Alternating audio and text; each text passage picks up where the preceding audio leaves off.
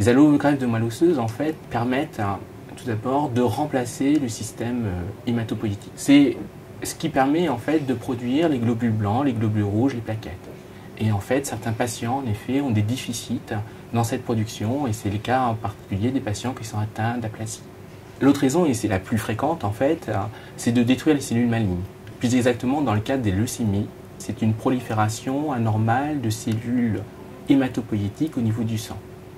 Et donc là, les indications de ces greffes, c'est pour les leucémies aiguës. Juste pour vous rappeler que dans les années 90, en fait, la première indication des greffes de ces souches hématopoïétiques était la leucémie myéloïde chronique. Depuis l'émergence de la nouvelle thérapie, en fait, ça a permis de diminuer le nombre de patients qui sont greffés. Et la troisième raison de réaliser en fait une greffe, c'est pour restituer ce qu'on appelle le système immunitaire. Et ça, on le voit en particulier chez les enfants bulles, dont on a beaucoup parlé dans les années 90. Le système HLA, c'est un système en fait qui permet de déterminer chez un individu propre qui soit lui-même. Il existe des molécules qui sont codées et qui sont uniques pour un individu. Donc il faut bien imaginer que lorsqu'on va greffer quelqu'un, d'accord, on va apporter un nouveau système HLA chez quelqu'un qui a un système HLA différent, un codage HLA différent. Comme je l'ai dit tout à l'heure, l'indication principale en fait de cette thérapie, c'est une indication immunologique, c'est-à-dire c'est la capacité de ces globules blancs par le système HLA de détruire en fait des cellules leucémiques résiduelles. On pense actuellement que lorsque on a un individu donné, il a une chance sur 1 million de trouver un équivalent dans une population. Cliniquement, lorsqu'on va inscrire un patient pour une greffe de cellules souches hématopoïétiques, une greffe de moelle, on a 30% de chances de trouver dans le fichier actuel tel qu'il existe, ça représente 18 millions de donneurs dans le monde, de trouver un donneur compatible. 180 000 donneurs, ça paraît peu. Pour autant, actuellement, le fichier français est reconnu comme l'un des plus fiables.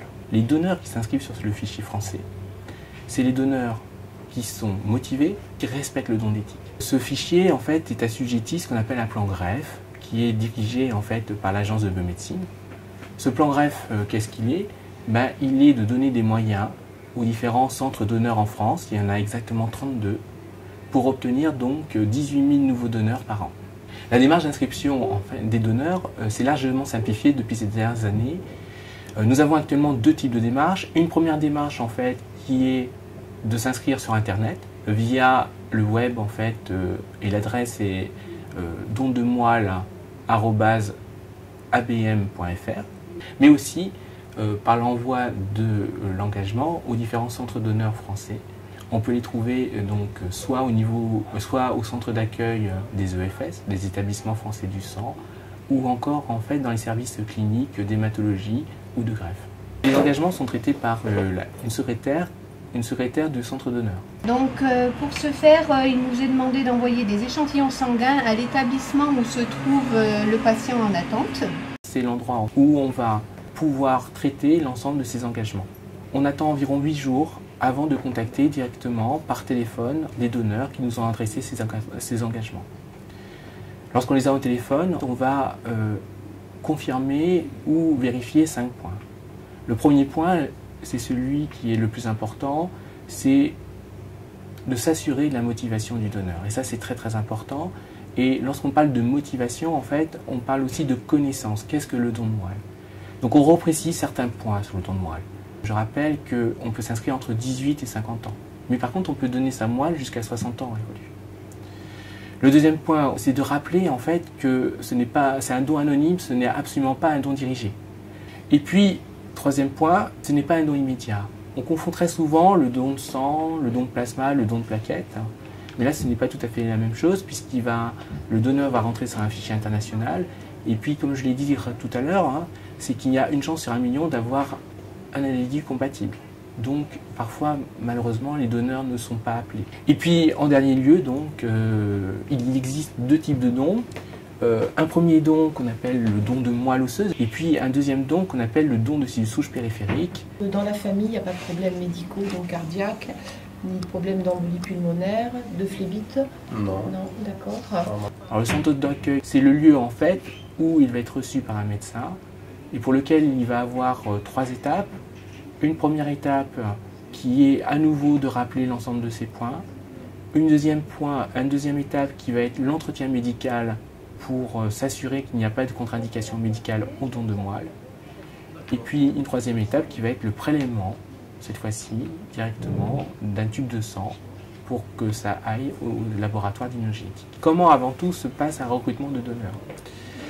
Donc en fait tout commence par le patient. Voilà, j'ai un patient qui est atteint de leucémie myéloïde chronique, qui échappe à sa thérapie. Donc à ce moment-là, il va avoir indication de greffe. Cette indication de greffe, en fait, d'allogreffe, tout d'abord, donc, on vérifie dans la fratrie, enfin chez ses frères et ses sœurs, si oui ou non, il y a un donneur potentiel compatible.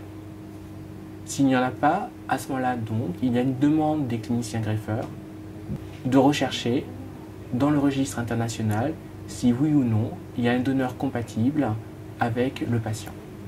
Le patient, il nous intéresser la même chose que le donneur, un prélèvement, afin qu'on détermine le statut HLA du receveur. On appelle ça un receveur, le patient à ce moment-là.